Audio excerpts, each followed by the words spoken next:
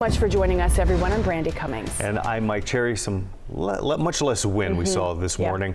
But of course, that Sunday, as intense as it was, the wind might be gone, but there's still a lot to keep track of, Heather. Yeah, there's a lot of cleaning up left to do, but you mentioned the lack of wind. That'll make it a lot easier on the crews as we go through the day today, so some better conditions for them to be working in. As we go through this afternoon, we will be looking for... All right, we'll send it back to you, Mike and Brandy. All right, Heather, thanks. We'll get back to you in just a moment, but we do have team coverage for you this morning. Melanie Wingo has a look at the storm damage in the valley. Mike Tassell is in Live Tracker 3 with a closer look at the snow, but now we're going to head back over to meteorologist Heather Wallman to talk more about what we're seeing out there on radar. Heather. Yeah, we're still looking at a few showers, and some of these showers were hanging around for quite some time into parts of Nevada and Placer County. Right now, the focus for any wet weather is down into San Joaquin County, Stockton, and some light to moderate rain. Roads are just wet. We do not expect that this will create issues, but just be ready to drive slow. Use the windshield wipers if you are going to be out and about. This radar loop takes us up into Nevada and Placer County. You can see the Grass Valley area here. This is over the last 3 hours. We had a line of thunderstorms develop very early this morning, and it kind of hung around. We call it training, where these lines of heavier rain move over the same area for repeated amounts of time. So radar estimating that since last night, over the past 12 hours or so, there may have been some areas that picked up 2 to 2.5 inches of rain. That's why we had that risk for some areas of standing water on some of those lower lying streets. And there certainly may still be some puddles out there, but overall things improving. The heaviest of the rain has moved out of that area. Meanwhile, into the Sierra, we're continuing to watch some steady snow, especially to the north of Highway 50. There may be some slow going there, but your bigger impacts are going to be on I-80, especially once you get to the east of, say, Blue Canyon. Into Placerville, kind of in and out of some of those showers. Same thing goes for that same stretch of Highway 49 headed southbound. Through the rest of the day today, we'll continue to see the isolated showers, maybe even a couple thunderstorms in the valley later on this afternoon. Those storms could have some isolated and very brief wind gusts, but otherwise a lot less wind today. And that light Sierra snow, it's going to create some chain control, but we do see some clearing in the future. I'll take you through the best time to get up to the mountains and enjoy some of that powder in a little bit. Back to you. Heather, thanks so much. Along with the outages comes the damage done as trees have fallen down across the region. KCRA 3's Melanie Wingo is in Sacramento with a look at some of the cleanup underway. Yeah, we noticed as we were driving around all throughout Sacramento this morning and areas nearby, it is littered with tree branches and all kinds of debris on roadways and streets throughout our area after the storm. And we are now on Potter Lane in the Arden Arcade area, where a major effort is going on to try to remove some trees that fell during the storm and that are now leaning on top of a house here on Potter. Take a look at this. This is a giant crane. I'm told it's extended up to about 60 feet. And what happens is one of the arborists shimmies up this tree, gets it all hooked, and you can see the crane up there up top.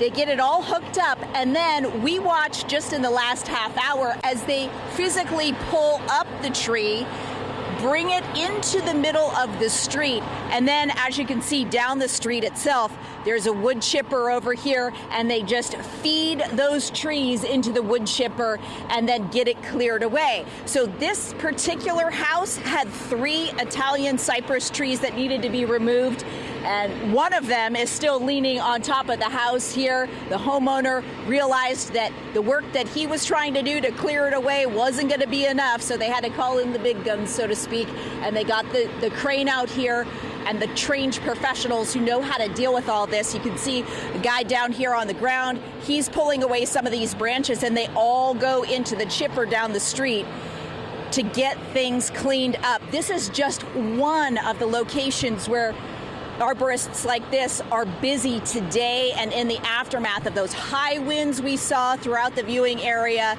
it was just a lot of littered branches, debris. As I mentioned, we saw it as we traveled throughout the area this morning, and as evidenced by what we're seeing here at this house today, this is a scene that is something that people are dealing with quite a bit today.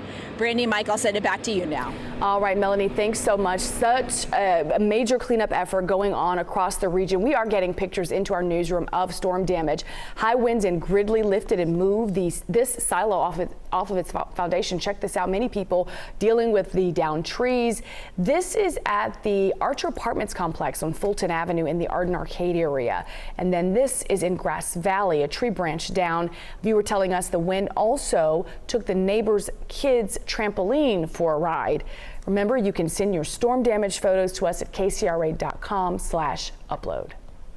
All right, let's give you a look right now at the statewide outage map, and you'll see it's just lit up this morning. Again, following those strong winds. During the last hour, we had more than 500,000 customers without power this morning across California. You see it's just under that at over 481,000. During the peak of Storm Sunday, 200,000 SMUD customers were without power, and that number is down to just more than 38,000 currently. The good news is, again, we are seeing some improvements, but folks need to be a little bit patient as they can be. For sure. While crews do clean up the tree branches in the valley and foothills, the snow is still falling in the Sierra. Let's get to KCRA 3's Mike Tassell, who's in Live Tracker 3 with a look at those road conditions. Where are you at right now, Mike? We're in Truckee right now, and I'll let you see right out the front windshield of Live Tracker 3. Seen a lot of snow plows up here this morning, but the other thing to note is we still have active snowfall here in the Sierra. Love this backdrop right here with the dark trees. You can see those snowflakes coming, but you can also see just how quickly snow accumulating on the roadways. We've been watching that plow you just saw working to clear this parking lot. We're right near the McDonald's and the Starbucks intersection. If you're aware, know where that is, right at the intersection with Highway 89 and Deerfield Drive. This just an active scene right now in Truckee as the snow is still falling. And of course, you mentioned the road conditions. Take a look, because this is some video from Donner Summit in the last hour. And one of the reasons we've avoided so many spinouts and accidents is because of the yeoman's job Caltrans has been doing with those snowplows out there, trying to keep Interstate 80 safe and drivable with those chains on. And that's the key thing. You got to have your chains up here this morning in the Sierra as the interstate remains snow covered. But come back out here live at the intersection here, and again, you can see the snow that is falling as we have a green light to get on Highway 89, but the roads here still covered in snow. Want to give you another look out the side just to show you how much snow is on the trees there.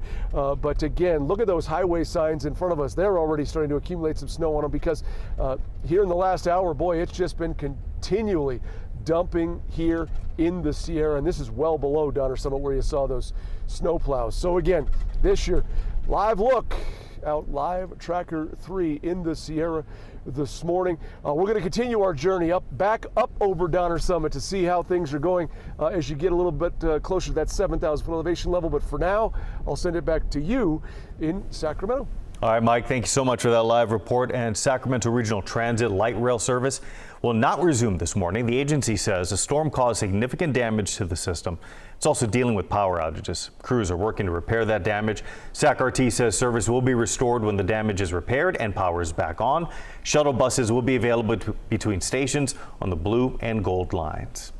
Meanwhile, classes at all Sierra College campuses are canceled today, and that means students at Rockland, Roseville, NCC, and Tahoe Truckee will not need to go to campus until Tuesday.